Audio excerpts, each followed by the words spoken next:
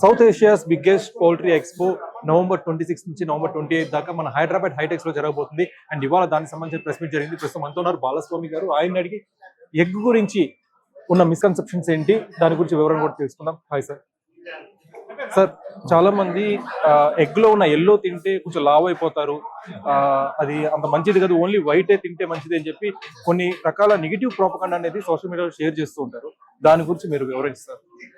ఒక 100 సంవత్సరాల కింద ఒక ప్రశ్న ఎవరి దగ్గర నుంచి, father of the nation Mahatma Gandhi గారు చెప్పిన విషయం ఏంటంటే, పాలు మాంసారమా శాకారమా?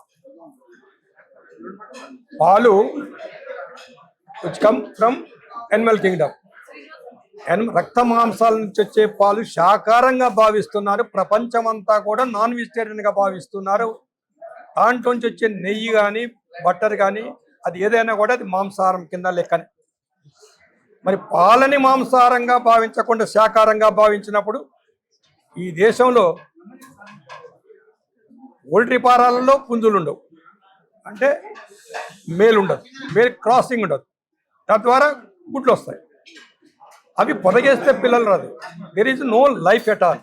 అందుకనే ఆనాడే చెప్పారు 100 years బ్యాక్ ఎవరు, మహాత్మా గాంధీ గారు, పాలు తీసుకున్న వాళ్ళు నా దేశంలో ఈ గుడ్డును కూడా తీసుకుంటే ఆరోగ్యంగా జీవిస్తానికి ఆస్కారం ఉందని చెప్తే, at the same time 100 years back Swami వివేకానందుల వారు కూడా బాడీ స్టీల్ లెక్క చెప్తాయి, ఇనుప కండరాలతోటి నిర్మించాలంటే మంచి పౌష్టికారం తీసుకోవాలన్నాడు. ఆయన రోజు 2 గుడ్లు మార్నింగ్ తీసుకోవడం జరిగింది.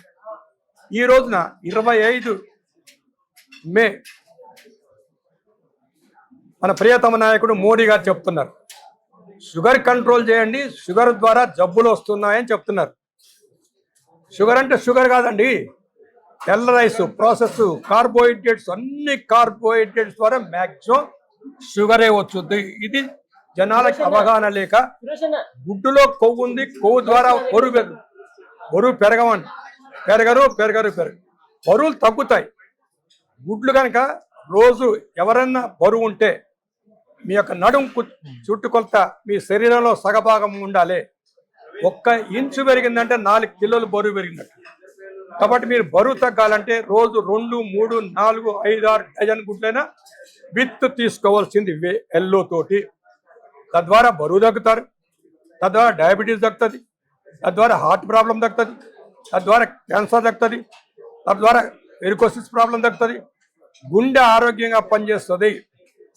సో గుండె జబ్బులున్న వాళ్ళు కూడా గుడ్లు బ్రహ్మాండంగా తీసుకుంటే మంచి కొలెస్ట్రాల్ ఇంప్రూవ్ అవుతుంది, హెచ్డిఎల్ కొలెస్ట్రాల్ ఇంప్రూవ్ అవుతుంది, కార్బోహైడ్రేట్స్ తగ్గిస్తారు కాబట్టి ట్రైగ్లిజరైడ్స్ తగ్గుతుంది, బ్రహ్మాండంగా ఆరోగ్యం ఉండి మెటబాలిక్ సిండ్రోమ్ లక్షణాలు మొత్తం కంట్రోల్ చేస్తానికి గుడ్లు బ్రహ్మాండంగా వాడుకోవచ్చు, ఎన్నైనా వాడుకోవచ్చు. సార్, అయితే మీరు రోజుకి 30 eggs తిన్నా కానీ పర్లేదు, బాగానే ఉంటుంది అన్నారు.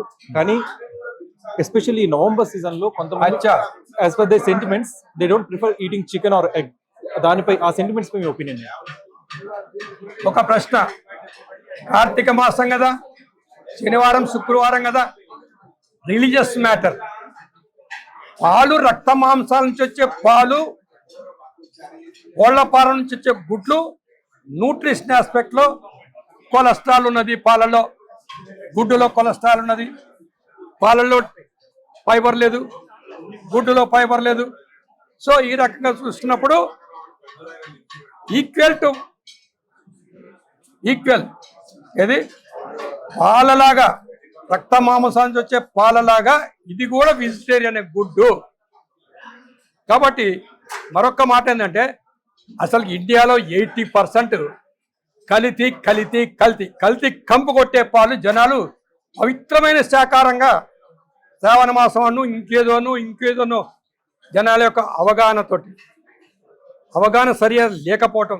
కాబట్టి egg is the only food which come from కోడి దగ్గర నుంచి వంటింటి వరకు కూడా ఈ కలియుగంలో, కంప్యూటర్ యుగంలో కల్తీ కాకుండా, కల్తీ చేయకుండా, దాంట్లో పురుష కణం లేకుండా జీవ కణం లేకుండా గుడ్డు శాకారంగా భావించి వాళ్ళలాగా తీసుకుంటే ఆరోగ్యంగా జీవించగలుగుతారు.